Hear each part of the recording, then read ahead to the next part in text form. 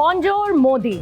ये सिर्फ फ्रांस की धरती पर प्रधानमंत्री नरेंद्र मोदी का स्वागत नहीं था, बल्कि उस भारत का अभिनंदन था जो आज दुनिया की कूटनीति, अर्थव्यवस्था और रणनीतिक समीकरणों का केंद्र बन चुका है।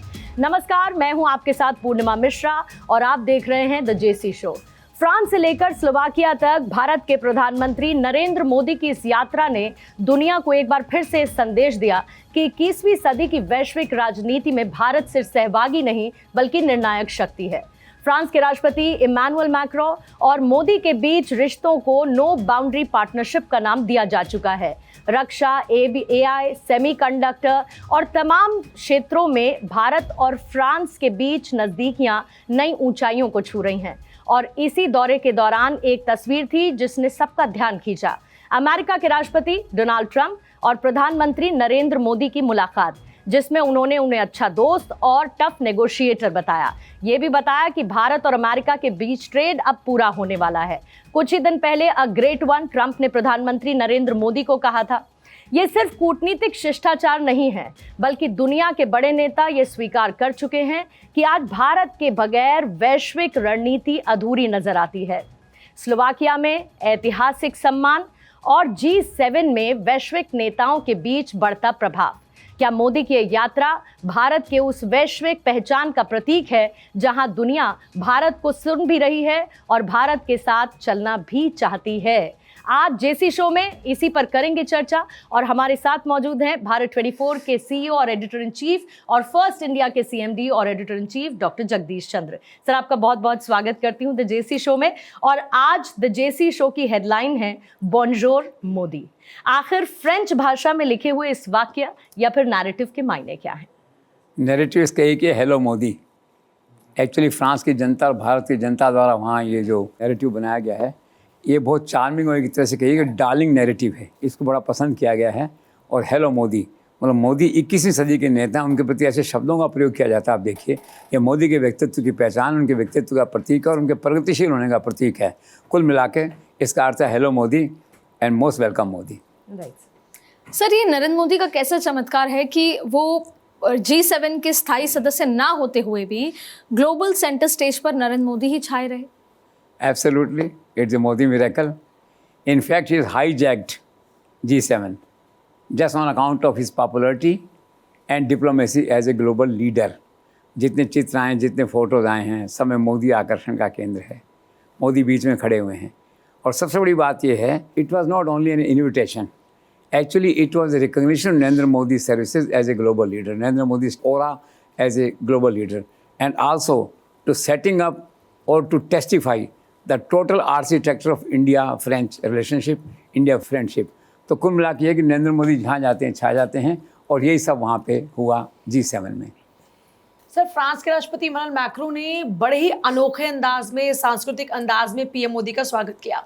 आखिर प्रधानमंत्री मोदी की पर्सनालिटी में ऐसा क्या है कि जो वहाँ पर प्रोटोकॉल्स होते हैं, राष्ट्राध्यक्ष अलग अलग देशों के, उसको भूलकर पीएम मोदी के लिए पलक पावड़े बिछा देते हैं? यह सच में नरेंद्र मोदी को ईश्वर की देन है। अलग अलग किस्म का व्यवहार करते हैं, हर कोई मोदी को रिझाने की कोशिश करता है इन ए वे। आप देखिए जो मैक्रो हैं फ्रांस के, अब वो क्या है कि जो उनका शुभकामना संदेश है उसको हिंदी में रिकॉर्ड करवा रहे हैं। साथ में नरेंद्र मोदी का वीडियो रिकॉर्ड करवा रहे हैं। कोई धुरंधर फिल्म है, उसमें आरी करके गाना, उसके साथ में नरेंद्र मोदी का वीडियो कर रहे हैं। तो कैसा मतलब दीवानगी है लोगों में मोदी के प्रति, उसी का ये प्रतीक है जिसे कहा जाना चाहिए। जिन्हें लोग प्रोटोकॉल भूल के आ जाते हैं। जी। तो ब्रिटेन के प्राइम मिनिस्टर दिखे नरेंद्र मोदी को, दोनों ने देखा तो भाग के आए वहाँ से और नरेंद्र मोदी को गले लगाया। तो ये चमत्कार है, गॉड गिफ्ट है नरेंद्र मोदी को। सर, क्या विदेशी दौरों में प्रधानमंत्री नरेंद्र मोदी की अपनी पसंद की वेशभूषा का भी कोई अर्थ और मैसेज होता है? हाँ, मैसेज है। मैंने सुना है कि वो बेसिकली इसे कहना चाहिए, he doesn't wear western style business suit जो है, और भारत की भाषा पहनते हैं। और मैसेज उसके पीछे ये कि गुलामी की भाषा अंग्रेज़ों की थी, जब गुलामी की वेशभूषा थी, कोट पैंट इस तरह से, उससे थोड़ा दूर हटके भारत की जो मौलिक संस्कृति है, भारत की जो मौलिक वेशभूषा है, उसको करना, उसके पीछे एक खास मैसेज नरेंद्र मोदी का मुझे दिखाई देता है। और फिर इन सब के ऊपर मोदी जैकेट सुपर हिट आज संसार के कितने देशों में मोदी जैकेट एक ब्रांड बन चुका है। कुल मिलाकर ये कहा जा सकता है कि नरेंद्र मोदी की जो वेशभूषा है उसके पीछे एक सटल मैसेज है। जी सर, पीएम मोदी ने कहा कि विश्व को समानता आधारित साझेदारी के साथ आगे बढ़ना होगा। आखिर क्या कहना चाहते हैं PM Modi? Modi basically champion of global south countries, गरीब देशों के अब नेतृत्व वो मोदी के पास है। तो कहना चाहते हैं कि आज G7 के जो पावरफुल राष्ट्र हैं और वो इन राष्ट्रों को अगर कोई कंट्रीब्यूशन देते हैं तो उसके एज ए डोनेशन देखते हैं। तो ये जो पावरफुल राष्ट्र हैं ये इन राष्ट्रों की जो मदद करते हैं, गरीब देशों की मदद करते हैं, जो सहायता देते हैं, तो उनका माइंड सेट ऐसा है जैसे कोई डोनेशन दे रहे हों, उनको दान दे रहे हों। तो नरेंद्र मोदी कहना ये कि नहीं, ये कलेक्टिव कोऑपरेशन होना चाहिए और ये जॉइंट कोऑपरेशन होना चाहिए और ऐसा दिखे कि हम मन से अपने छोटे भाइयों की मदद कर रहे हैं, न कि इस माइंड सेट के साथ कि ठीक है यार दान दे दिया इनको। ये भाव था उनका कहने का। सर, मोदी और मैक्रो के बीच में किन किन मुद्दों पर चर्चा हुई, बातचीत हुई, किन किन मुद्दों पर समझौते फाइनल हुए, और आपको लगता है कि ये मुलाकात दोनों देशों के बीच में एक टर्निंग पॉइंट जैसा साबित होगी?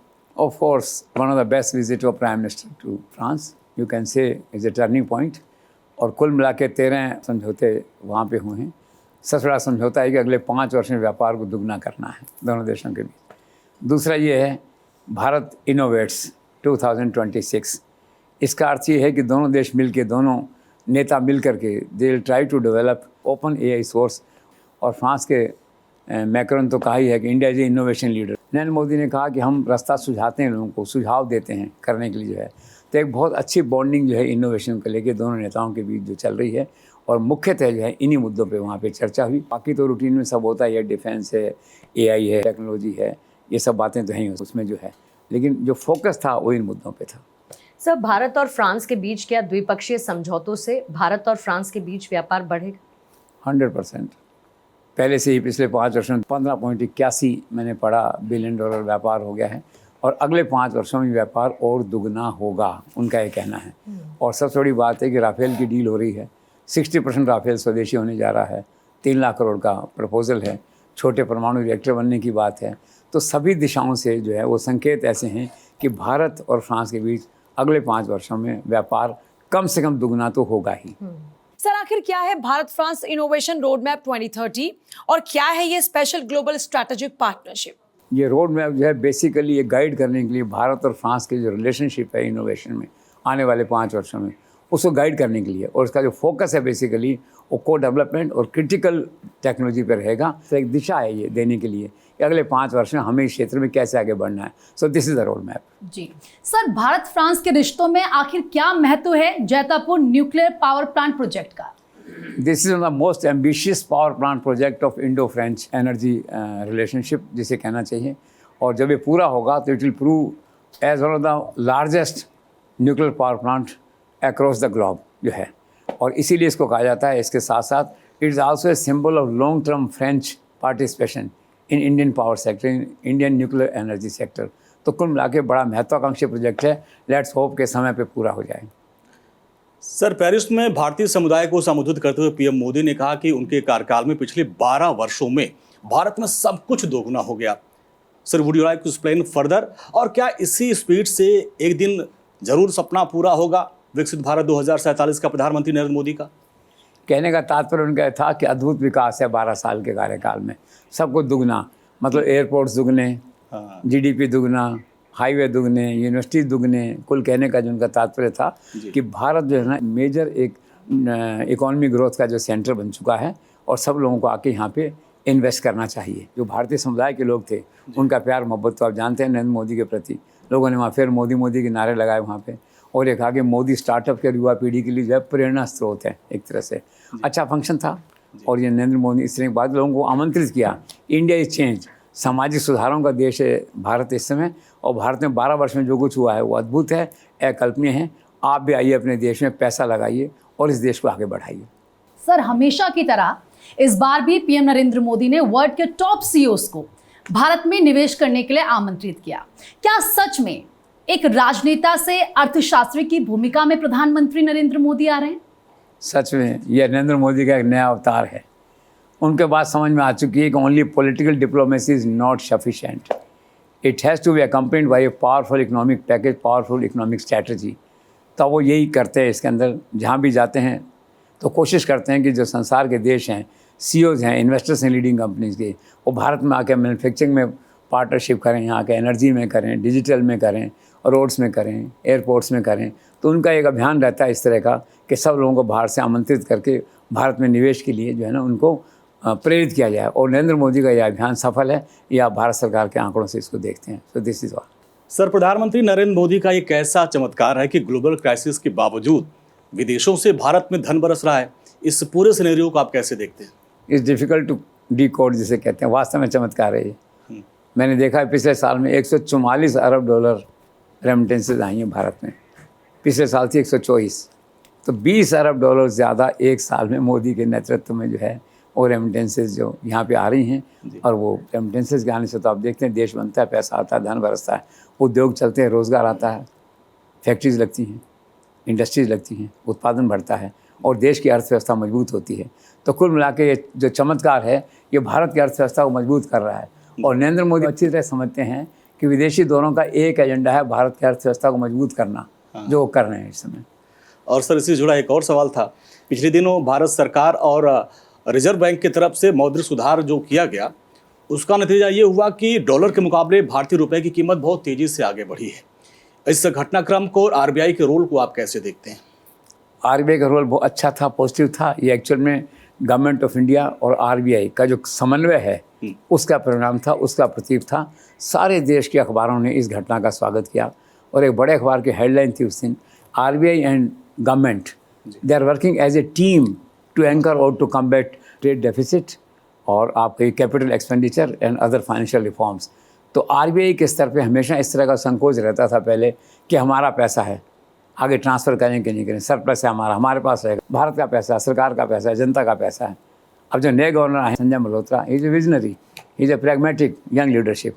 उन्होंने बिल्कुल सही जो राय दी गई उनको, उसी आधार पे 2.67 लाख करोड़ रुपए का जो सरप्लस था वो गवर्नमेंट को ट्रांसफ़र किया था। गवर्नमेंट के काम, विकास के कार्यक्रम आगे बढ़ें। तो ये एक नया अद्भुत प्रयोग था। इसका एक उदाहरण ये था कि टीम इंडिया कैसे काम कर सकती है। सरकार के सारे विभाग अगर इस तरह से काम करें और ख़ास करके आरबीआई और फाइनेंस मिनिस्ट्री अगर मिल के ऐसे काम करें तो देश में कैसा भी संकट हो, ग्लोबल क्राइसिस हो, पेट्रोल क्राइसिस हो, डीजल क्राइसिस, कैसा भी क्राइसिस हो, उसको मिल करके कम्बैट किया जा सकता है, उसको मिल के सॉर्ट आउट किया जा सकता है। तो RBI deserves a vote of kudos, जिसे कहते हैं vote of appreciation for this pragmatic approach. जी सर, आखिर फ्रांस, स्लोवाकिया और दूसरे देशों के लिए भारत से जुड़ने में क्या है आकर्षण? सर, आकर्षण तो एक लाइन में है, नरेंद्र मोदी। ठीक है, इसका दूसरा पहलू ये है, Modi provides a stable political government in India. ठीक है, and becomes a single window, becomes a very decisive prime minister for investors. पहला ये है। दूसरा ये है कि India is a very fast growing economy, 4 पे पहुंच गए हैं, 2-3 साल में तीसरी संसार की सबसे अर्थव्यवस्था बनने वाले हैं।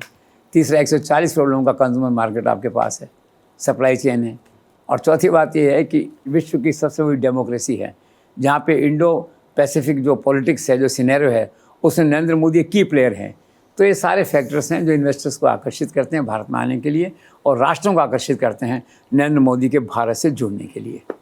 सर, डिजिटल कॉर्पोरेशन वर्ल्ड में प्रधानमंत्री मोदी का एक और चमत्कार है यूपीआई सिस्टम, जो पेरिस के आईफिल टावर से भी लाइव हो चुका है। आप इसके बारे में कुछ कहना चाहेंगे? बिल्कुल कहना चाहेंगे। वास्तव में डिजिटल इंडिया को तो प्रमोट करने जो नरेंद्र मोदी ने काम किया है, अद्भुत है। आज संसार के देशों में इतनी प्रोग्रेस, इतना डिजिटल एडवांसमेंट शायद कहीं देखने को मिलता है। मैं हैरान होता हूँ जब सब्जी वाले के पास जाते हैं, किसी के पास जाते हैं तो खुले पैसे नहीं तो भाई यूपीआई पेमेंट कर दो।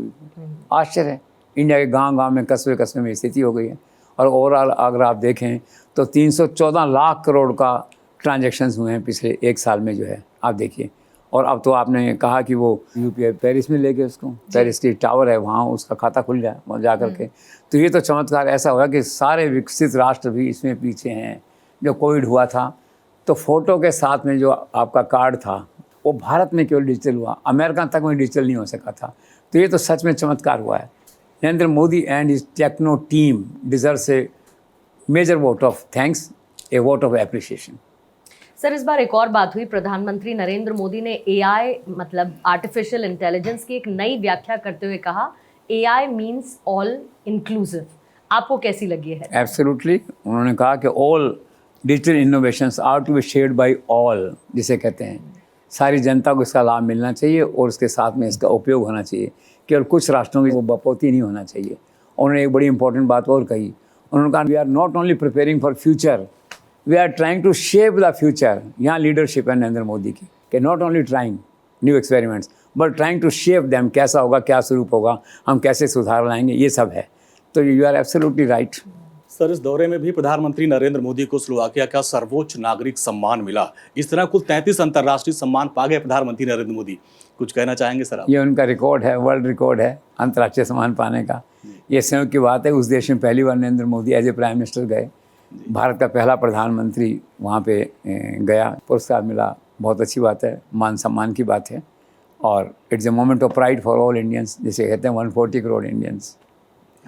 जी सर, भारत और स्लोवाकिया के बीच क्या क्या समझौते हुए हैं और जो रोटी नमक से स्वागत किया गया है प्रधानमंत्री नरेंद्र मोदी का, ये किस्सा क्या है सर? मैंने 2 समझौतों के बारे में सुना, एक तो लेबर माइग्रेशन की बात है और एक डिजिटल कोऑपरेशन की बात है। बाकी तो 10-12 समझौते हुए, लेकिन बेसिकली 2 समझौते हैं। नमक की जो बात आप कह रहे हैं, तो इसका वहाँ पे एक परंपरा है उस देश के अंदर, उसका नाम है वहाँ पे ब्रेड एंड सॉल्ट सेरेमनी। ठीक, इसको वहाँ की सबसे पुरानी कस्टम है, वहाँ का सबसे पुराना रिवाज है किसी बड़े मेहमान को स्वागत करने का, जिसमें ब्रेड का मतलब वहाँ ये लोग मानते हैं हॉस्पिटैलिटी, प्रोस्पेरिटी एंड गुडविल, और नमक का अर्थ वो लोग मानते हैं फ्रेंडशिप।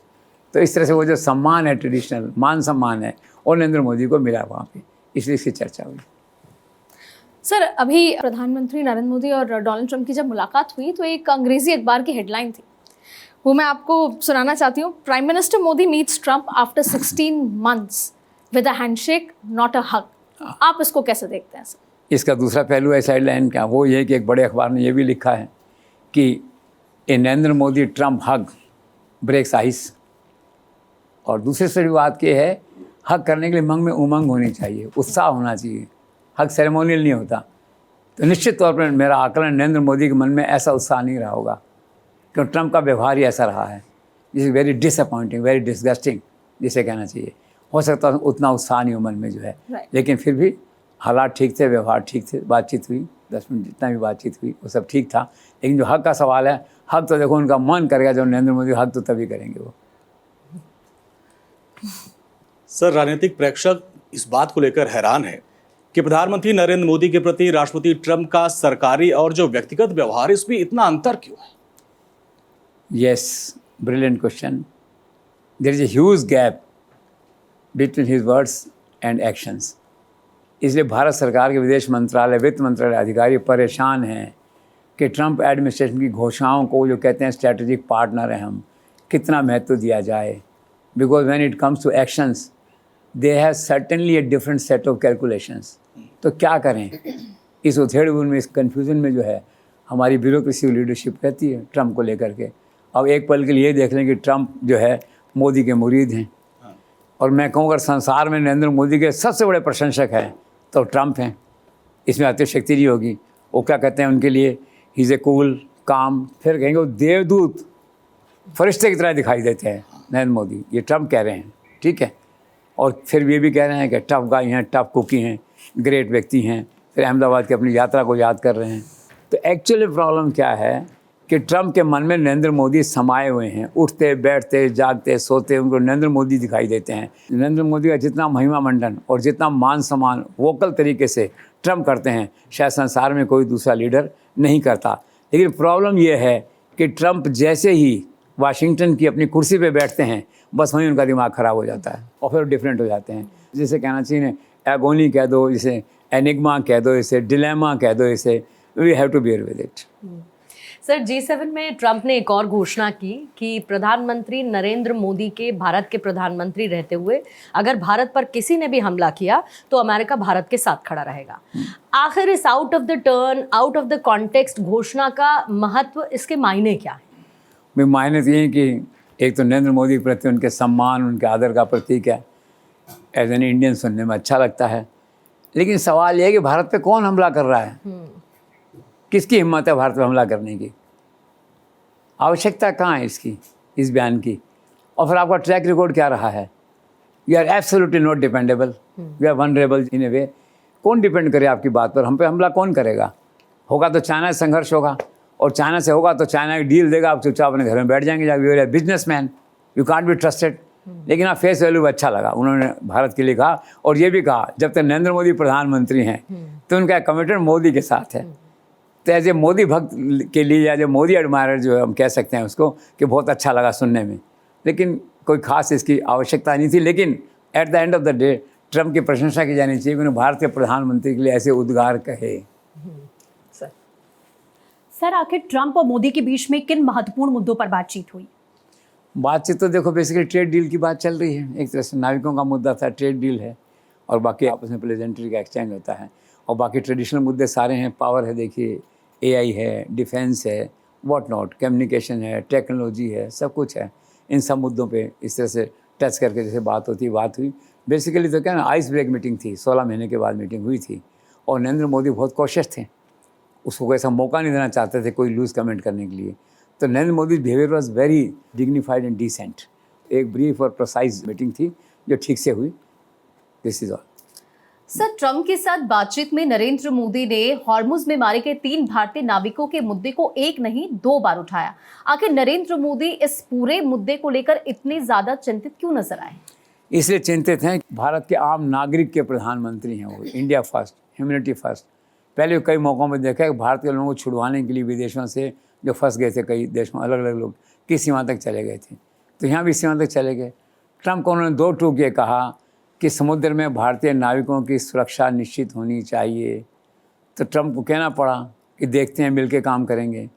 और फिर ये भी कहा कि जोखिम भरा जीवन है, वो तो सब जानते हैं जोखिम भरा। लेकिन नरेंद्र मोदी ने अपनी तरफ से मुद्दे को प्रमुखता उठाया, और देश में और ख़ास करके सेना में और आम आदमी के जीवन में जो है नरेंद्र मोदी का जो इनिशिएटिव था, उनका जो स्टैंड था, उनकी जो चिंता थी, उनका जो कंसर्न था, उसको अप्रिशिएट किया गया। सर G7 समिट के दौरान में बड़बोले ट्रम्प ने एक बार फिर से दोहराया आई एम द बॉस। आप इन उद्गारों को कैसे देखते हैं, और आखिर मानसिक तौर पर ये जो ग्लोबल पुलिसमैन की भूमिका में अपने आप को देखते हैं ट्रम्प, इससे मुक्त कब हो पाएंगे? अब देखो, आते हैं तो सिर के साथ जाती है आदमी की। एक तो मीटिंग में देर से आए, फिर एरोगेंस कि आई एम द बॉस। वक्त बताएगा who is the boss.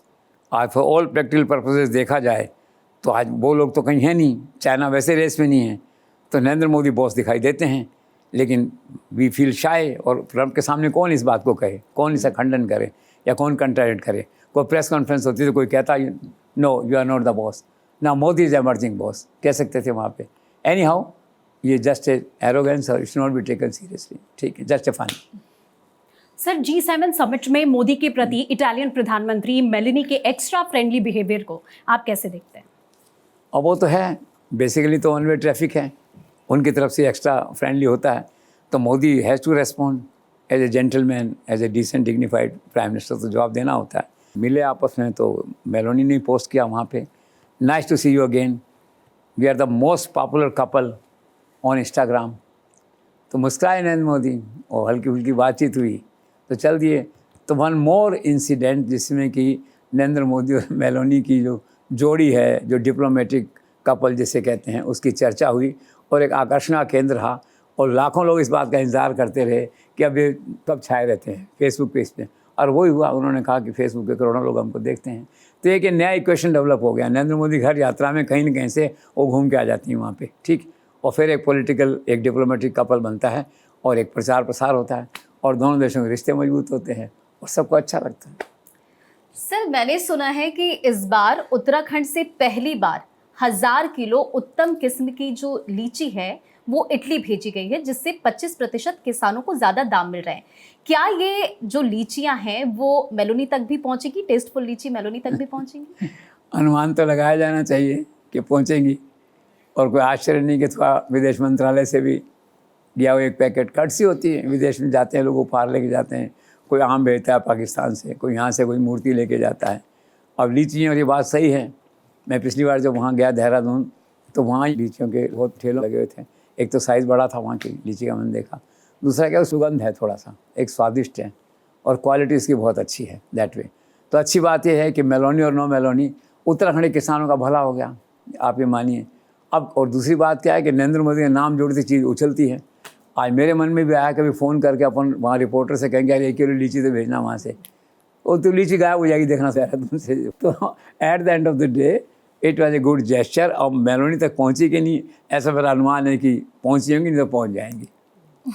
Sir एक बार फिर पॉलिटिकल इमेच्योरिटी दिखाते हुए डोनाल्ड ट्रंप ने टारगेट किया मेलोनी को, जिनका हम जिक्र कर रहे हैं, इटली की प्राइम मिनिस्टर, और कहा कि ये फोटो खिंचवाने के लिए मुझसे मन्नत मांग रही थी, शी बेग्ड फॉर इट। और स्वाभिमानी मेलोनी ने भी रिटेलिएट किया। तो आप इस पूरे किस्से को कैसे देखते हैं सर? इसलिए कि ये ट्रंप के पार्ट पे ऐसा लगता है ट्रंप आत्महत्या करना चाहते हैं। मेलोनी से जो भिड़ा है बर्बाद हुआ है, आज तक का इतिहास है ये। और उससे जितना दूर हो विवाद से उतना अच्छा है।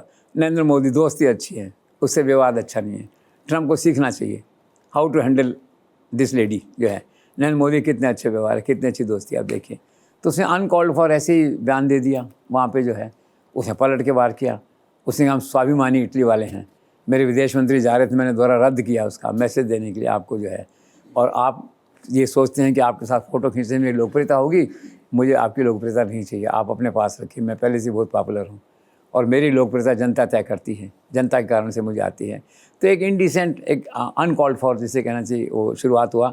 लेकिन उन्होंने जिसे कहना चाहिए एक ट्रंप ने शहद के छत्ते में हाथ डाल दिया है अननेसेसरली। मेलोनी का इतिहास इस तरह रहा है कि बहुत ही धाकड़ और बहुत ही संघर्षशील उस तरह की महिला रही हैं, बहुत लड़ाइयाँ लड़ती हैं, फिर अंत में जीत भी जाती हैं। एक बार ये लेबनान को लेकर कोई किस्सा हो गया था, अड़ गई कि नहीं देंगी मान्यता जो है, 20 लाख लोग सड़कों पे आ गए, नहीं मानी, अल्टीमेटली विक्टर हुई। ऐसे 5-7 किस्से मैंने पढ़े हैं उनके कि भाई उससे तो दूर से नमस्ते अच्छा है बस, और ऐसे हैंडल करो जैसे नरेंद्र मोदी हैंडल करते हैं नमस्ते जो है ये। अब ट्रंप ने गलती की है जो है, आप देखें आने वाले दिनों ट्रंप मानेगा नहीं, वो मानेगी नहीं, एक अच्छा खासा जंग जुड़ेगा और अल्टीमेटली महिला से कहाँ तक लड़ोगे, ये भी ट्रंप को सोचना चाहिए at the end of the day जो है। तो इट इज़ जिसे कहना चाहिए, वो कहते हैं स्ट्रैटेजिक पार्टनरशिप, तो it is a strategic blunder on the part of Trump, ठीक है, टू हैव ए झगड़ा विद मेलोनी। सर आखिर ये कैसी विडंबना है, एक तरफ जेनेवा में समझौता वार्ता और दूसरी तरफ लेबनान में इजरायली हमलों के बाद में हॉर्मुज के बंद होने की घटना। आखिर आप कैसे डिफाइन करते हैं इस कॉन्ट्रडिक्शन को?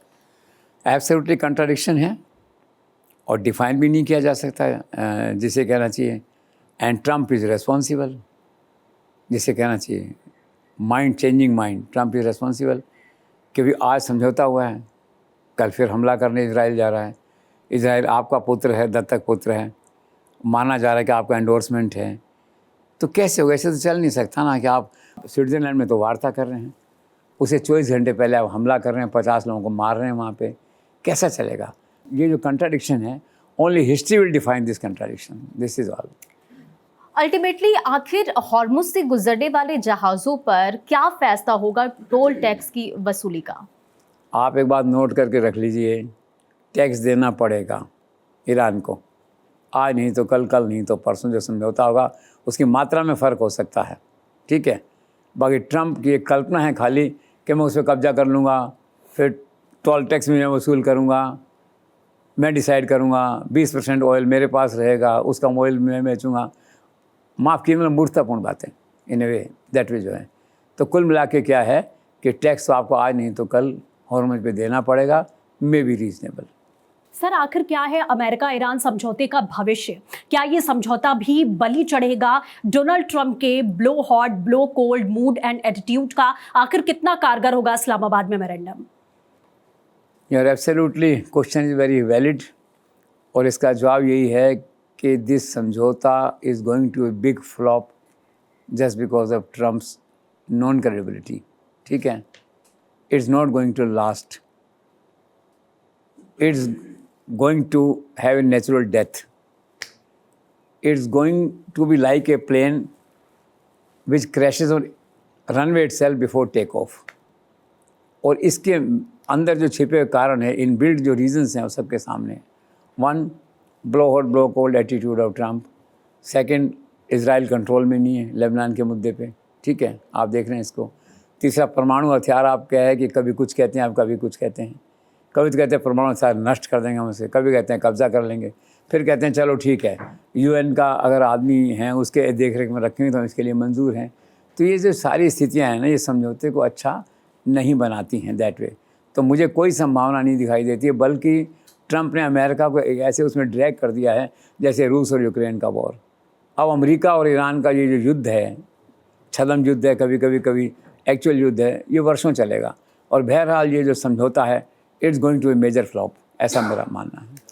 Sir, US Iran peace deal, a war which Trump chose और लॉस्ट, आज सारे विश्व में ऐसा क्यों महसूस किया जा रहा है?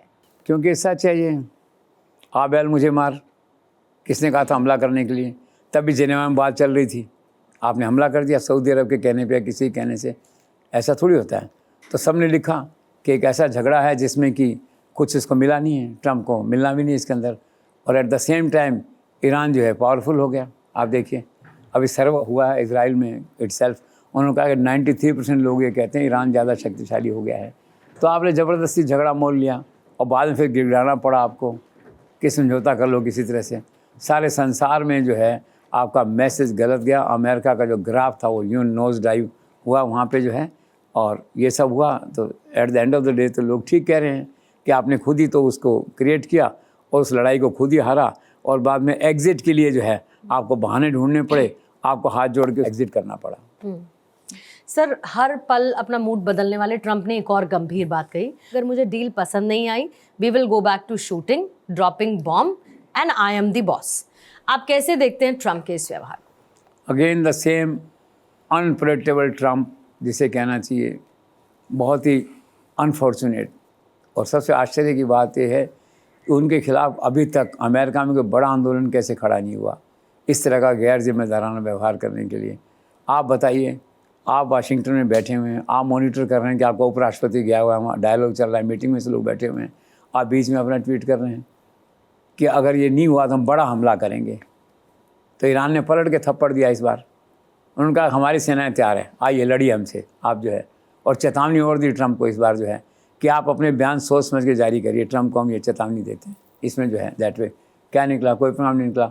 अब बेचारे वेंस क्या करें, उपराष्ट्रपति हैं, राष्ट्रपति तो ट्रम्प है ना, वो वोल्टे फेस हो जाते हैं। वो मीटिंग में बैठे हुए हैं, बातचीत चल रही है, समझौते की बात आगे बढ़ रही है। वेंस क्या है कि लॉजिकल आदमी है एक तरह से। उन्होंने कहा कि will turn a new leaf this time. Trump ने बयान देकर सत्यानाश कर दिया उसका, दैट वे है। ईरान ने पलटवार किया वहाँ पे, फिर 2 कोड़ी के हो गए। तो वेरी अनफॉर्चुनेट। तो इन सब हालात के देखते मुझे लगता नहीं कि समझौता कभी होगा। सर, राजनीतिक प्रेक्षकों का ये मानना है कि आमतौर पर ट्रम्प शुक्रवार शाम के बाद वीकेंड तक आते आते कोई ना कोई कंट्रोवर्शियल स्टेटमेंट दे देते हैं। क्या इसका कोई संबंध है ग्लोबल शेयर मार्केट के उतार चढ़ाव से रिलेटेड? देखो, ट्रम्प बेसिकली तो एक व्यापारी हैं, बिजनेसमैन हैं, स्मार्ट बिजनेसमैन हैं, शेयर होल्डर भी हैं। तो कई बार ऐसी चर्चा चलती है उनके बारे में, लूज टॉक चलती है कि घटनाओं को ऊपर नीचे करके जो उतार चढ़ाव है शेयर मार्केट का, उससे लाभ कमाते हैं, दैट वे जो है। अब ये लोगों ने नोट किया है ये, it may be coincidence, it may be deliberate कि फ्राइडे को ऐसा करते हैं। और बाद में लोग क्या करते हैं, पैनिक सेलिंग करते हैं, बिक जाता है माल वहाँ पे, इधर उधर सोने वगैरह में, प्रॉपर्टी में कन्वर्ट हो जाता है, फिर वो खरीद लेते हैं। एक आम धारणा है। लेकिन अनफॉर्चुनेट बात यह है ना कि ट्रम्प की इमेज अमेरिका के राष्ट्रपति होते हुए भी आज एक बिजनेसमैन और शेयर ब्रोकर की बनी हुई है जिसको कोई तोड़ नहीं पाया। तो we can't say what exactly happens on Friday evenings. Sir, आपको क्या लगता है डोनाल्ड ट्रंप के इस रवैये से दुनिया के सबसे ताकतवर संगठन नेटो में फूट पड़ गई है? ऑफ कोर्स, आपका विम्सिकल एटीट्यूड है। कभी आप ब्रिटेन को नाराज़ कर लेते हैं। अब आज बैठे बैठाए ब्रिटेन के प्रधानमंत्री का इस्तीफ़ा हो रहा है। अरे भाई तुम कौन हो, इस्तीफ़ा होने दो ना वहाँ पे। जिसे कहते हैं दूसरे के फटे में टांग डालना, क्या मतलब है आपको उससे जो है। कहते हैं नहीं ये फेलियर रहा। और भाई यू आर नॉट राष्ट्रपति ऑफ ब्रिटेन, वो अलग देश है, आप अलग देश हो, उसका अलग संविधान है, निर्वाचित लोग हैं। आप कह रहे हो वो एनर्जी फेलियर रहा। अरे भाई हु आर यू टू से दिस थिंग है। इन बातों से कटुता होती है। और फिर जो आर्मी की बात थी, इटली ने कहा मैं तो नहीं अपने यहाँ उनकी लैंड करने दूंगी उनकी आर्मी को। और एक झगड़ा ये भी था, वहाँ मेलोनी के प्रति नाराज़गी थी ट्रम्प की। एक झगड़ा ये भी है कि मेलोनी पावरफुल औरत है, तो उसने उसमें कह दिया हम पार्टी नहीं झगड़े के अंदर आपके जो है। I will not allow landing of US army planes on Italy land जो है। तो उसने उसको नहीं करने दिया दैट वे। तो इसमें आधे राष्ट्र तो ट्रम्प के साथ हो जाते हैं, आधे अलग हो जाते हैं। एक अच्छा बड़ा पावरफुल ऑर्गेनाइजेशन था नाटो, जो काम आता था, आप सहायता करते थे, उसको भी आपने खंडित कर दिया है। इसीलिए कहते हैं कई बार ट्रम्प के लिए कि सम टाइम ही behaves like a bull in china shop. तो ये हो रहा है, नाटो में भी हो रहा है इस तरह से। सर, फ्रांस में प्रधानमंत्री नरेंद्र मोदी और ट्रंप की मीटिंग से ठीक पहले एक अनफ्रेंडली मूव, जिसमें sir US Indo Pacific military command से इंडो शब्द का हटा देना, इस घटना को आप कैसे देखते हैं? ये घटना वही है कि there is a huge gap between Trump assurances and his actions. ये उसका एक उदाहरण है एक तरह से देखा जाए तो। और कोई मतलब वो नहीं है। एक धारा 301 और है, उसमें भारत को शामिल कर दिया है। उसमें इन्वेस्टिगेशन चल रहा है उन राष्ट्रों के साथ, भारत उसमें शामिल हो गया है। इसलिए एक अखबार ने बहुत अच्छा लिखा है, we should not be lost in the flurry of compliments and fast appreciations of Trump जो है। तो ऐसे ही चलेगा, because there is a huge gap, there is a contradiction between assurances and actions जो है। तो ये उसी का एक प्रतीक है। So can India and US work together again? Do you think so? Is it possible? Absolutely. Show must go on. No option. US also can't afford, India also can't afford a blackout on business front. और फिर एक बात और है, let's be very fair to Trump this time in this meeting. तो there was a good degree of warmth during their bilateral exchanges और interactions जो है, तो उससे थोड़ी धारणा बनती है। लेकिन जहाँ तक स्ट्रेटेजिक इश्यूज़ का सवाल है, इकोनॉमी से जुड़े इश्यूज़ का सवाल है, Trump can't be depended, he is not dependable. पर व्यापार दोनों में रहेगा, दोनों एक दूसरे के बिना रह नहीं सकती, एक दूसरे के सप्लीमेंट्री हैं, तो व्यापार निश्चित तौर पर रहेगा। और अब डील होने वाली है तो व्यापार और बढ़ा, तो व्यापार के फ्रंट पे अब ज़्यादा चिंता नहीं दिखाई देती है। पिछली बार ये कहा ना ईरान वाले ने कि ट्रम्प ने इस बार 180 डिग्री का टर्न लिया है, तो मेरा ऐसा मानना है वहाँ लिया है नहीं लिया, भारत में ज़रूर ले लिया उन्होंने। I think things have come to senses, और अब जो डील होगी उसमें बेकार की धमकियाँ नहीं आएंगी, 50% टैरिफ लगा देंगे और 30% लगा देंगे। अब डील होने वाली है दिसंबर में, जब भी कभी होगी। तो I think there is a good future of business promotion between the two countries. Sir, आपको क्या लगता है अमेरिका ईरान समझौते के बाद क्या फिर से कायम होंगे भारत और ईरान के बीच व्यापारिक रिश्ते? ऑफ कोर्स, अभी कोई 18-20 हज़ार करोड़ का व्यापार है, बढ़ेगा। रेस्ट्रिक्शन थी, प्रतिबंध लगा रखे थे अमेरिका ने ईरान पे, तो हम उससे उतना व्यापार नहीं कर सकते थे जो करना चाहिए था। फिर ऑयल चाहते थे लेना, तो फिर नहीं लेने दिया, फिर कभी लेने दिया कभी नहीं लेने दिया, दैट वे जो है। लेकिन स्थितियाँ अगर सामान्य होती हैं तो भारत और ईरान के जो व्यापारिक रिश्ते हैं ये और बढ़ेंगे। तो सर आखिर इस प्रकार कितना टिकाऊ सिद्ध होगा इजराइल और हिजबुल्लाह के बीच में सीज फायर समझौता? उसका वही है जो ट्रम्प का है। इजराइल का तो बेसिक इशू क्या है कि उनका जो प्राइम मिनिस्टर है, he is a warrior prime minister, उसको 24 घंटे लड़ने में मज़ा आता है, ट्रम्प और नो ट्रम्प, दैट वे जो है। तो कोई उसका भविष्य नहीं है। आज ठीक है, कल को कह देंगे साहब ये हिजबुल्लाह ने जो है साहब ये मार दिया, यहाँ ये इन्फॉर्मेशन हमारे पास में है, अटैक कर दिया, अटैक किया नहीं किया, इन्फॉर्मेशन है, फिर ठोकाएंगे जाकर 25 दिन फिर मार के चले आएंगे। तो नो फ्यूचर, इस समझौते का कोई फ्यूचर नहीं है अभी तो। सर, यूएस ईरान समझौते की घोषणा होने के बाद इजराइल ने लेबनान पर हमला कर दिया और 32 लोग मारे गए। सर, आपको क्या लगता है उसके बाद गुस्साए ईरान ने हॉर्मूज को फिर से बंद कर दिया, तो ये संकट कब सुलटेगा? Only God knows. देखो ये सारे मामले इंटरलिंक हैं आपस में। ईरान यूएस का समझौता होता है, फिर ईरान इजराइल में कुछ संबंध बनते हैं, फिर क्या है कि इजराइल और लेबनान में कुछ संबंध बनते हैं। तो अभी तो कोई निश्चित रोड मैप जो है ना वो नहीं दिखाई देता है। Let's see what finally comes out in the coming months. लेकिन सर इजराइल इतना नाराज क्यों अमेरिका ईरान के बीच समझौते से, और क्या सर यहाँ से ही अमेरिका और इजराइल के बीच में टकराव शुरू होगा? और सर एक सवाल और है कि अमेरिका ईरान युद्ध में सबसे बड़े लूजर के नेतन्याहू हैं? अभी तो ये लगता है लूज़र हैं कि उन्होंने तो बहुत ठोका, लोगों को छांट के मारे हैं। उनके लोग जो थे, जो टॉप पर्सनल थे, आर्मी पर्सनल थे जिनके थे, और बहुत ज़बरदस्त इजराइल की सक्सेस है। पर डिसअपॉइंटिंग इसलिए है कि ही फील्स आइसोलेटेड। वो एक मेन प्लेयर थे इस सारी कहानी में, बल्कि जो झगड़ा हुआ था सऊदी अरबिया और इनका रोल था इजराइल का, उसको प्रमोट करने में ट्रम्प को कि अपने को अटैक करना है वहाँ पे जो है। लेकिन अनफॉर्चुनेट बात है जो समझौता हो रहा है स्विट्ज़रलैंड में, तो इसमें Israel not a party, he is isolated, he is left out जिसे है। तो उन्होंने कहा खुद ने, we are not signatory to this agreement, we are not a party to this agreement, तो मतलब क्लियर है। और उनका तो 24 घंटे एक ही काम है, सुबह उठते ही इजराइल वालों का कि आज किस पे अटैक करना, उनकी जानी दुश्मनी है, जैसे कि शत्रुता का भाव है वहाँ पे। और इसी कारण से आपने कहा टकराव, तो टकराव शुरू हो गया है। अब अगले दौर में ट्रम्प जो धमकी देगा ईरान को नहीं देगा, अब अगली धमकी इजराइल वालों को देगा, मैं तो बर्बाद कर दूंगा, तो मेरे पैसे पे ज़िंदा रहते हो, मैं जब चाहूँ जब तुमको उठा सकता हूँ, गिरा सकता हूँ, ऑल बुलशिट दैट जो है। तो ये ऐसे ही चलेगा ही। सर, आखिर इजराइल चाहता क्या है? ये बहुत डिफ़िकल्ट सवाल है, लेकिन वो तो उसका मन जो है, उसकी महत्वाकांक्षा तो ये है कि लेबनान और ये ख़त्म हो जाए, गाज़ा संसार की पट्टी से मिट जाए। जैसे एक बार ट्रम्प ने धमकी दे दी थी, मैं आज इसका नक्शा बदल दूंगा, सारी जो एक सभ्यता समाप्त कर दूंगा मैं, और आज देखिए क्या हालात हैं, ईरान से गिर उड़ा रहे हैं आप डील करने के लिए, दैट इज़ है। एनी हाउ, तो वो चाहता तो उसका मन ये है कि भी मेरा राज्य और जिससे मेरे को नफ़रत है उस कौम से, वहाँ जो है ये बर्बाद हो जाए, ख़त्म हो जाए, गायब हो जाए, लुप्त हो जाए। वो हो नहीं सकता, इसलिए संघर्ष ऐसे ही चलता रहेगा।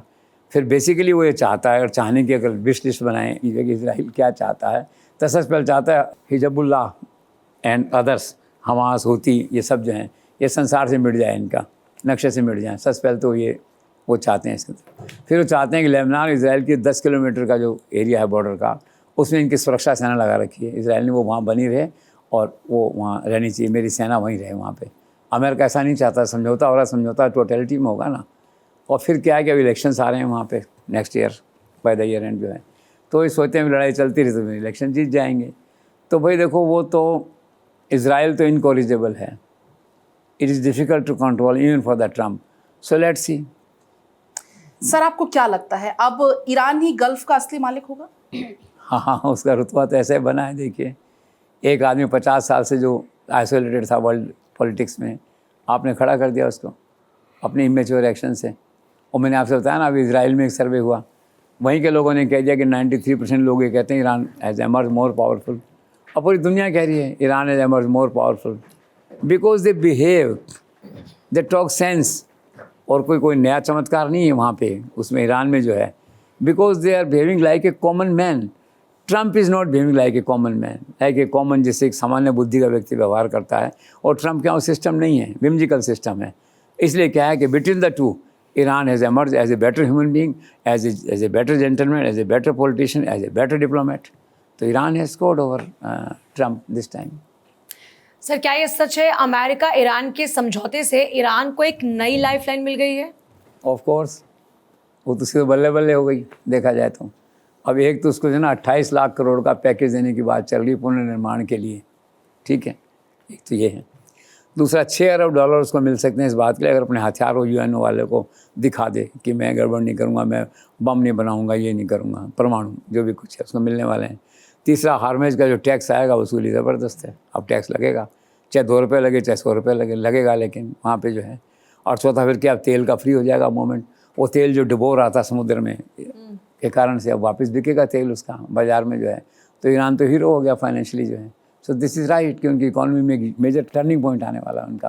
तो this war is going to bliss for Iran.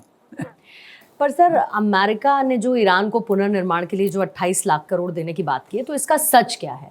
और क्या खाड़ी देश ट्रम्प के दबाव में ये एक्स्ट्रा बर्डन उठाएंगे?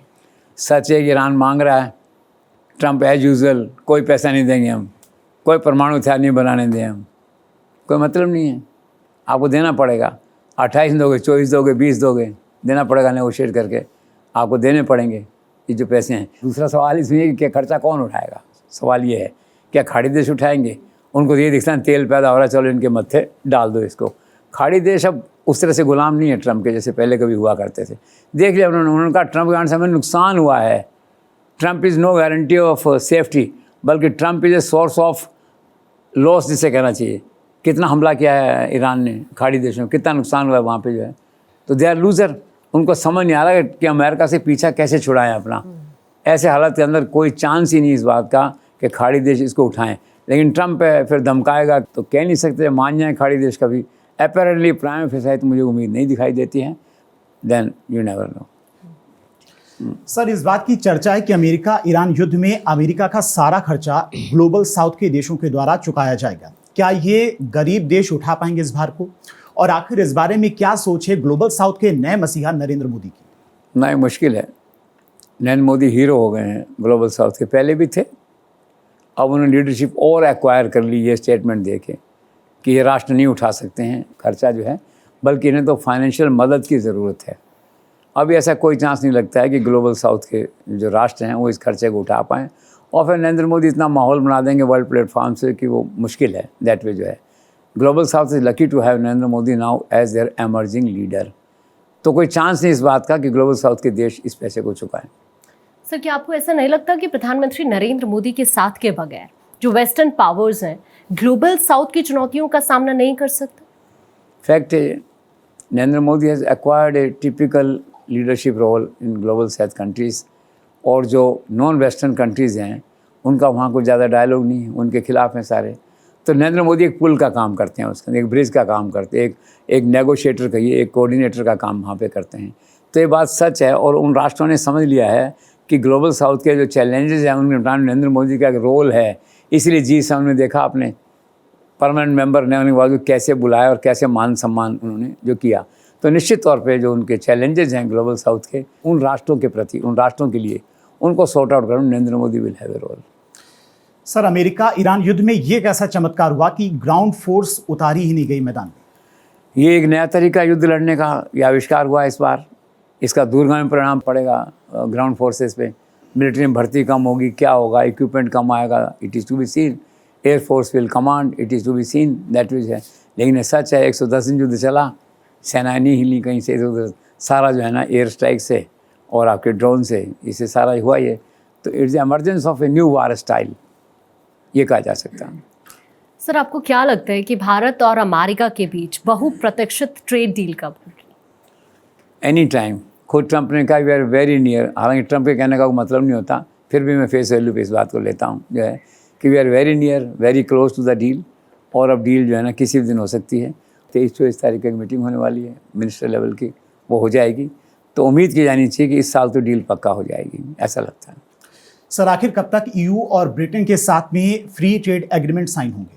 वो भी इस साल होने की बात है। पीयूष गोयल उसमें लगे हुए हैं और वो तो बड़ा ज़बरदस्त काम होगा। पूरा यूरोप खुल जाएगा भारत के लिए। आप देखिए 93% एक्सपोर्ट जो हैं वो कस्टम फ्री हो जाएंगे। और जिसका ऑपरेशनल पार्ट है 2027 में फरवरी मार्च में वो भी हो जाएगा।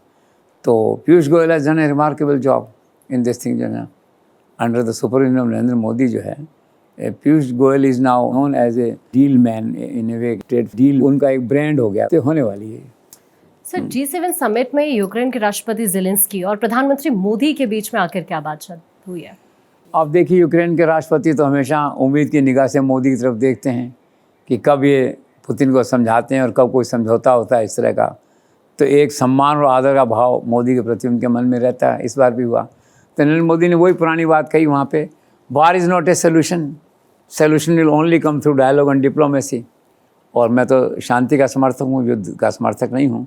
तो ठीक है, एक तरह से आप कहिए कि यूक्रेन के आंसू पहुँचने वाली बात थी और थोड़ा सद्भाव बनाने वाली बात थी, तो नरेंद्र मोदी ने किया ये।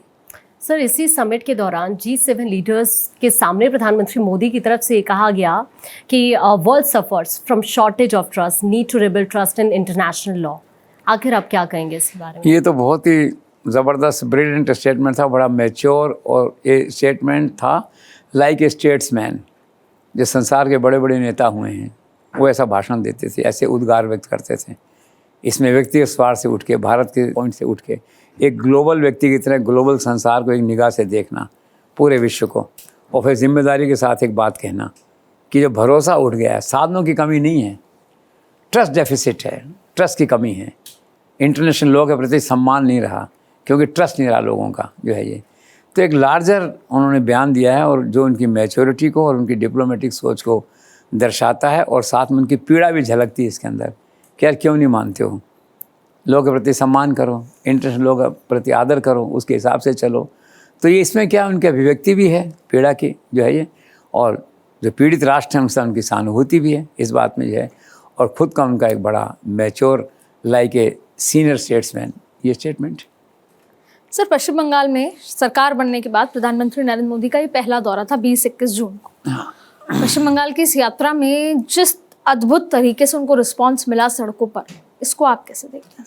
भाई एक्चुअली देखो 2-2.5 लाख लोगों की भीड़ थी, लोग पागल हो रहे थे नरेंद्र मोदी झलक पाने के लिए। तो जिसे कहना चाहिए, वर्चुअली कह सकते हैं, Calcutta had gone mad after Narendra Modi जो है। और ऐसा चमत्कार बिल्कुल जो होता है जिसे कहना चाहिए। और अब ये कहा जा सकता है now Narendra Modi is the face of West Bengal, ये सेफली कहा जा सकता है। पश्चिम बंगाल की वजह में अमित शाह का ज़बरदस्त रोल था नरेंद्र मोदी के नीचे, इसमें कोई संदेह नहीं है। लेकिन जो फेस और क्राउड पुलर और ये सब बातें आती हैं और लीडरशिप की बात आती है वहाँ पे, तो आज बंगाल का जो फेस है वो नरेंद्र मोदी बन चुके हैं। आप देखिए 2-2.5 लाख लोगों का आना इस तरह से, और पहली यात्रा थी उनकी, तो बहुत ज़बरदस्त रेस्पॉन्स था। और आने वाले कल का संकेत है कि उत्तर भारत से ज़्यादा लोकप्रियता, आश्चर्य की बात है, कल बंगाल में मोदी के प्रति दिखाई दी वहाँ पे जो। सर, पश्चिम बंगाल विजय के बाद कोलकाता में भगवा लहराते हुए देख प्रधानमंत्री मोदी कितने भावुक हुए होंगे, और क्या आपको लगता है कि अब उनके नेतृत्व में जो पश्चिम बंगाल के करोड़ों लोग हैं जिनका सपना है सोनार बांग्ला का, क्या ये सपना सच हो पाएगा? नरेंद्र मोदी गदगद हुए होंगे, भावुक हुए होंगे। जहाँ ठहरे हैं खिड़की खोल के हुगली की तरफ देखा होगा, जहाँ एक बार फ़ोटो खींचने चले गए थे। पहले जो है कलकत्ता को अलग आंखों से निहारा होगा और सोचा होगा हमारा आखिरी सपना इस तरह का था, पॉलिटिकली पूरा हो गया। गुरु रविंद्रनाथ टैगोर का जो सपना था, श्याम प्रसाद मुखर्जी का जो सपना था, 1905 से 1911 के बीच जो जितनी संख्या में लोग शहीद हुए, उनका त्याग, संघर्ष, बलिदान हुआ, उनका सपना था। वो सपना आज नरेंद्र मोदी, अमित शाह के हाथों पूरा हुआ। दैट वे जो है तो बहुत भावुक और इमोशनल दैट वे जो है उनका होना स्वाभाविक है। रही बात सोनार बंगला की, तो मन में ये भी ख्याल आया होगा कि उस समय गुरु रविंद्रनाथ टैगोर ने लिखा था आमार सोनार बंगला, आज उसको पूरा करने का वक्त आ गया है। जनता ने भरोसा जताया है मुझ में, अब मुझे डिलीवर करना है। इसलिए आने वाले समय में आप देखना बंगाल जो है एक रियल, जिसे कहना चाहिए सोनार बंगला की तरह आपको दिखाई देगा। जो प्लान चल रहे हैं कैलकाटा में, जो डिस्कशन हो रहे हैं, जो इंडस्ट्रियल इन्वेस्टमेंट वहाँ जा रहा है, वो अद्भुत है। और सब कुछ अगर ठीक रहा तो you will absolutely find a new Sonar Bangla in Bengal, courtesy Narendra Modi and to some extent also Amit Shah. और अब चूंकि वो लड़ाई नरेंद्र मोदी जीत चुके हैं, तो सेकंड पार्ट अब जो है गवर्नेंस का पार्ट है, और गवर्नेंस में नरेंद्र मोदी का रोल है। दैट वे जो है, और ऐसी आशा की जानी चाहिए कि अगले 2-4 साल में, बल्कि 5 साल पूरे होते होते you will find a different Bengal, ऐसा लगता है। सर, प्रधानमंत्री नरेंद्र मोदी ने कहा West Bengal turning page after decades of misrule. कुछ कहना चाहेंगे आप? सही है, वो तो उन्होंने कहा है कि भाई जिन लोगों ने लूटा बंगाल को, उनको हम जेल भेजेंगे। और ये तो एक धारणा आम हो ही गई थी ना, मिस गवर्नेंस थी। जिस तरह से टीएमसी के लोगों को जनता ने मारा, जनता ने पकड़ा, उनका घेराव किया, उनसे वो सब कुछ हुआ, वो जनता की आक्रोश की अभिव्यक्ति थी। तो उनका ये कहना था कि मिस रूल था, अब हम अच्छा रूल देंगे। और चांस की बात यह है कि सबसे अच्छा काम नरेंद्र मोदी, अमित शाह के हाथों हुआ, वो ये हुआ सुवेंदु अधिकारी, उनको उन्होंने चीफ मिनिस्टर बना दिया। ये एक माइलस्टोन डिसीजन था, बहुत विजनरी डिसीजन था। यहाँ अगर गलती से कोई नया आदमी बैठ जाता तो बंगाल का एजेंडा लागू करने में मज़ा नहीं आता, इनको मज़ा नहीं आता यहाँ पे। वो ट्रेंड आदमी है, घर का आदमी है, अंदर का आदमी, सब जानता है और कॉम्पिटेंट दिखता है वो। और कितने कम समय में उसने जितने बकाया काम थे बड़े बड़े, जो दीदी के मिस रूल कहते हैं, उसको रिवर्स करने थे, सारे काम किए उसने। And he is a full support of Amit Shah and home ministry and overall Narendra Modi blessings. आप देखते हैं दैट वे जो है, इस हिसाब से चलते चलते कहा जाए तो बहुत कुछ बंगाल में होने वाला है। बिल्कुल जैसे कहना चाहिए, जो मिस रूल की बात थी, एक गुड गवर्नेंस में कन्वर्ट होने वाला है। और ये तो मैं समझता हूँ कि अभी भी वो जो वसूलियाँ थी तरह तरह की, वो सब बंद हो गई होंगी वहाँ पे। सड़कों पे महिलाओं का छेड़ना खैर पहले भी ज़्यादा नहीं था, इक्का दुक्का घटनाएं हो जाती थी, डॉक्टर की होगी और होगी, अलग बात है। Women safety was not that issue, लेकिन ये लूटपाट कहो या वसूली, ये एक इशू ज़्यादा था वहाँ पे। तो सब वो चीफ मिनिस्टर ठीक कर रहे हैं। तो सर्टनली ये मिस रूल जो है, नरेंद्र मोदी का दावा है कि मैं इसको गुड गवर्नेंस में चेंज कर दूंगा, तो कर देंगे। और प्रोसेस उन्होंने ऑलरेडी चीफ मिनिस्टर के थ्रू शुरू करवा दिया है। सर, आज विश्व भर में योगा क्रांति लाने वाले प्रधानमंत्री मोदी के इस योगदान को आप कैसे देखते हैं? अद्भुत योगदान। भारत का जो पुरातन का कहिए, सनातन का कहिए, इतिहास का कहिए, जो परंपरा थी, लाइफस्टाइल था, आज सारे संसार के देशों की लाइफस्टाइल बन गया है। अभी नरेंद्र मोदी ने कहा ना कि अब आप 70 साल के हो गए, 50 साल जैसा रह सकते हो, व्यवहार कर सकते हो अगर आप योगा करते हो। दैट वे आप शांत रहते हो, चित्त रहते हो, सारी बातें हैं। लेकिन इस सारे प्रोसेस में योगा तो पॉपुलर हुआ सो हुआ 190 देशों में।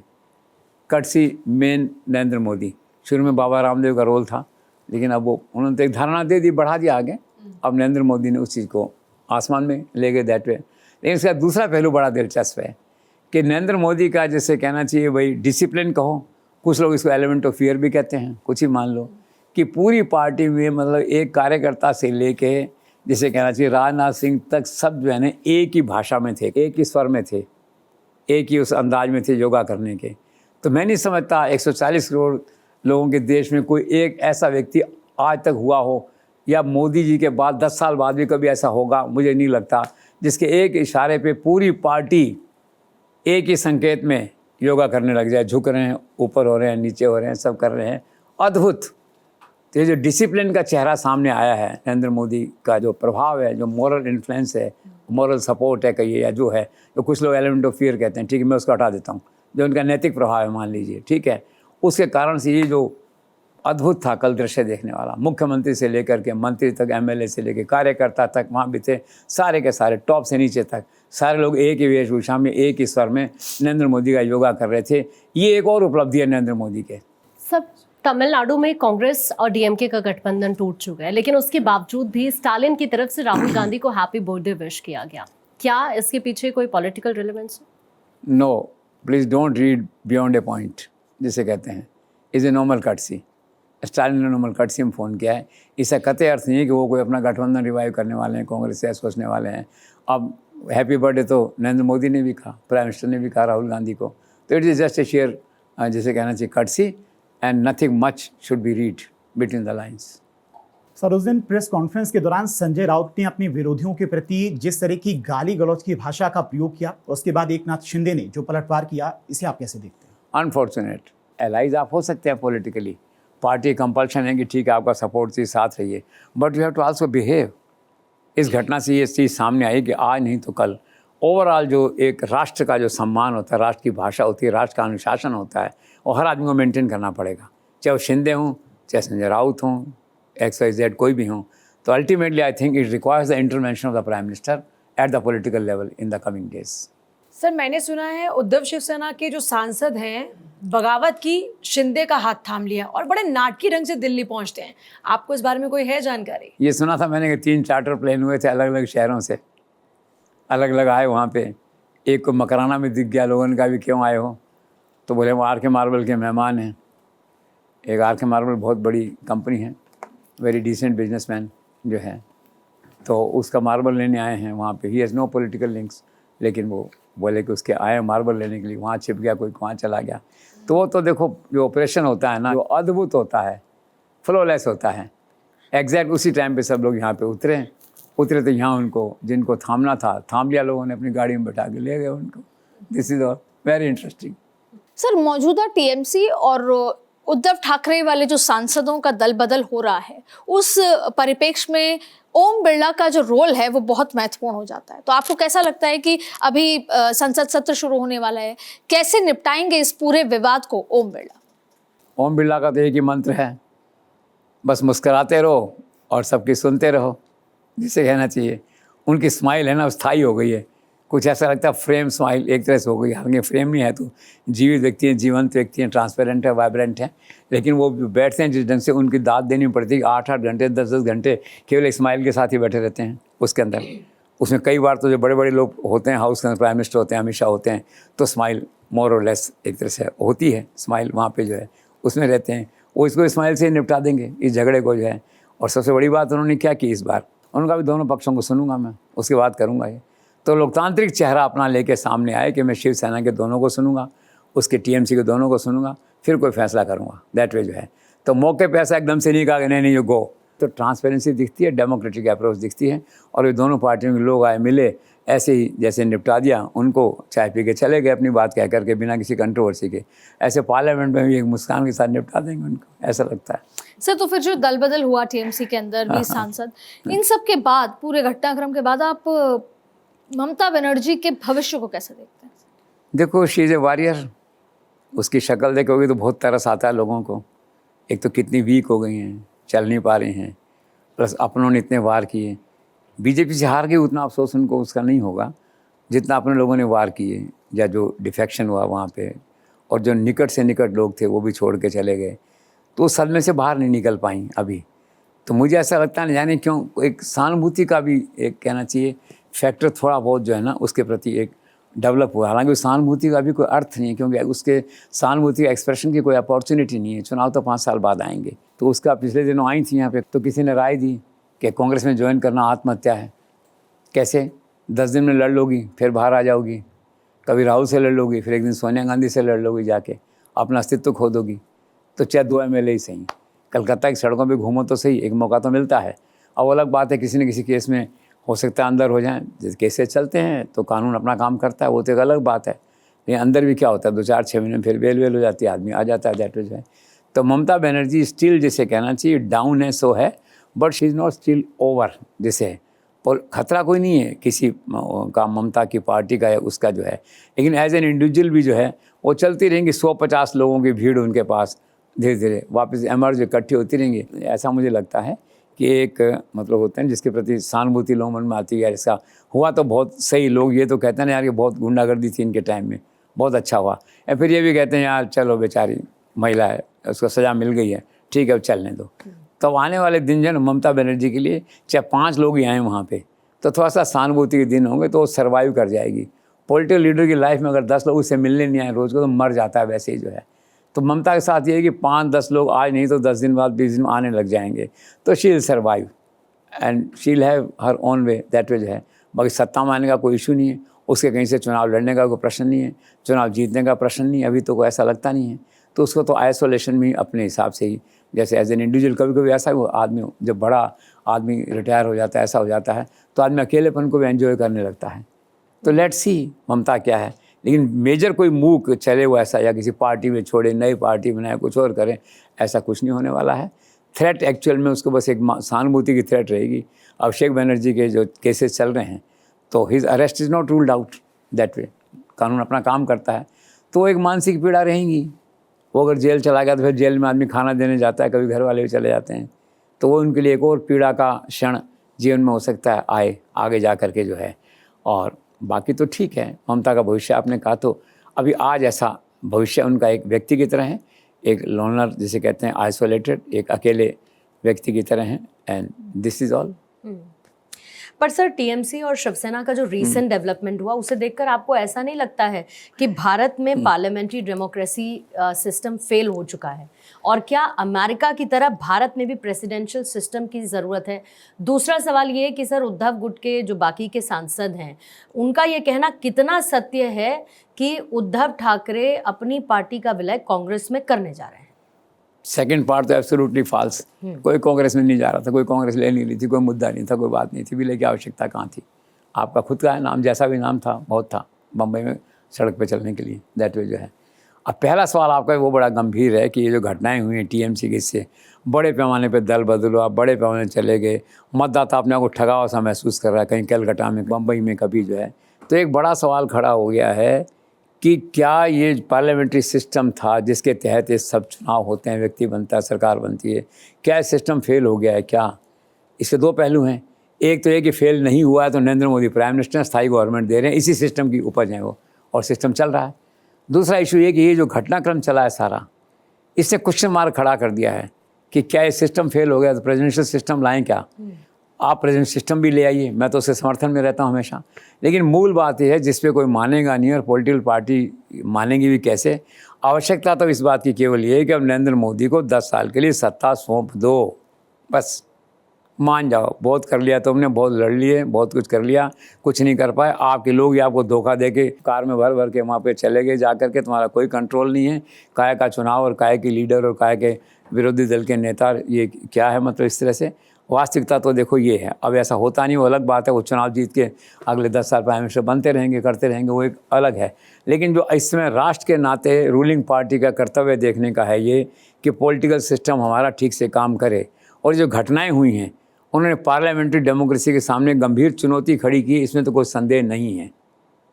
फेल हुई कि नहीं हुई, 2 पार्ट, मैंने कहा नरेंद्र मोदी वाला पार्ट सक्सेसफुल है, ये पार्ट फेल है। तो अब आवश्यकता इस बात की है कि अब राहुल गांधी कैसे माने और पॉलिटिकली माने भी कैसे, क्यों माने दैट वे कि हाँ नरेंद्र मोदी 10 साल प्राइम मिनिस्टर बन जाओ। हालात तो देश के ऐसे हैं भाई कि सब छोड़ के अपना टाइम वेस्ट मत करो। एक मान लो बात, एक आदमी को सत्ता मिली हुई सौंप दो, कोई छोटे मोटे चेंजेस करने कर लो और 10 साल तक एक एजेंडा बना लो डेवलपमेंट का कंट्री का, और सारों मिल के उसे सपोर्ट करो। और या फिर इतना समर्थन लाओ कि सरकार को बदल दो, ठीक है, उसके कोई चांस नहीं दिखाई देते हैं। तो कुल मिला के ये आपका कहना सही है कि पार्लियामेंट्री डेमोक्रेसी के लिए घटनाएं गंभीर चुनौती हैं। अब लेट्स सी, इसका जो उत्तर है वो समय के घर में है, तो let's see what finally comes out. बिल्कुल सर, इस उत्तर का इंतजार रहेगा। और प्रधानमंत्री नरेंद्र मोदी का एक विदेश दौरा समाप्त हुआ और इसके साथ ही कूटनीति की जय जयकार हुई, देश की जय जयकार हुई। और कहते हैं कि कूटनीति में तस्वीरों के बड़े मायने होते हैं। कूटनीति की तस्वीरों में ये तो साफ है कि आज की तारीख में भारत को नजरअंदाज करना नामुमकिन सा हो चला है। और जो जेनजी की भाषा में कहते हैं कि एक ही तो दिल है मोदी जी, कितनी बार जीतोगे। तो प्रधानमंत्री नरेंद्र मोदी यूं ही दिल भी जीतते रहेंगे, दोस्ती भी निभाते रहेंगे, डील भी लॉक करते रहेंगे और प्रधानमंत्री मोदी के दिल जीतने के साथ साथ ये देश भी यूं ही जीतता रहेगा। बहुत बहुत शुक्रिया सर आपका द जेसी शो में आज के इस एनालिसिस के लिए, और साथ ही तमाम दर्शकों का भी बहुत बहुत धन्यवाद हमारे साथ द जेसी शो का हिस्सा बनने के लिए। वक्त एक छोटे से ब्रेक का, आप बने रहिए भारत 24 के साथ।